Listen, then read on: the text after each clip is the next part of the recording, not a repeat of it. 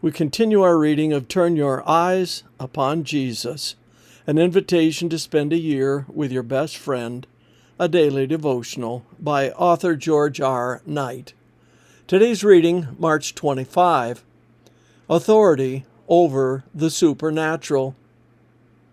When they arrived on the other side of the lake, 2 men with demons in them met him. They lived in a cemetery and were so dangerous that no one could go through that area. They began screaming at him. They begged, "If you cast us out, send us into that herd of pigs." "All right," Jesus told them, "be gone." Matthew 8:28-32, today's Living Bible. Jesus has power not only over distance and the natural world, but also over the realm of the demonic, the supernatural. That is the next link in the chain of understanding that Matthew is unfolding regarding his identity. With this miracle story, we find Jesus' outreach ministry continuing to broaden. He is now in the Gentile territory of the Decapolis, a word meaning 10 cities, on the southeast shore of the Sea of Galilee.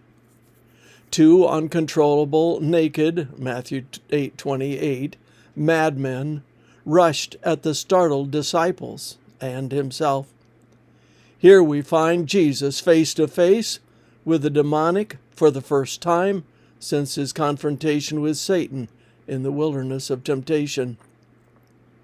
There he had established his supremacy, and these possessed men acknowledged that fact, addressing him as the Son of God, and asking why he has come to torment them, Matthew 8:29.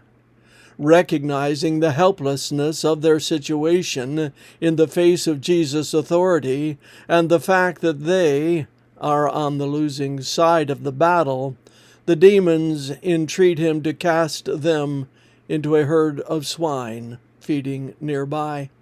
Upon receiving their request, they stampeded the herd into the sea, where it perishes.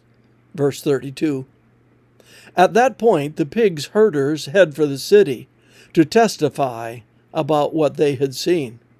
Soon the whole population is on the scene, where they find the healed men sitting on the ground, clothed and in their right mind.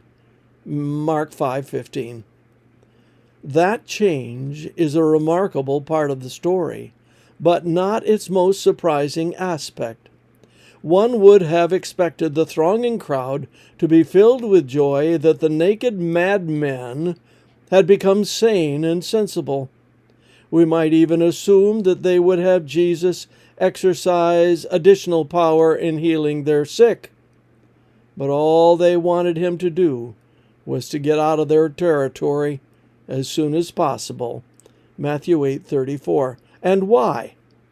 Because even though an undeniable miracle had taken place, it had led to the destruction of their pigs. They had been hit in the most tender part of their anatomy, their pocketbook. Here we have a real situation as we come to Jesus.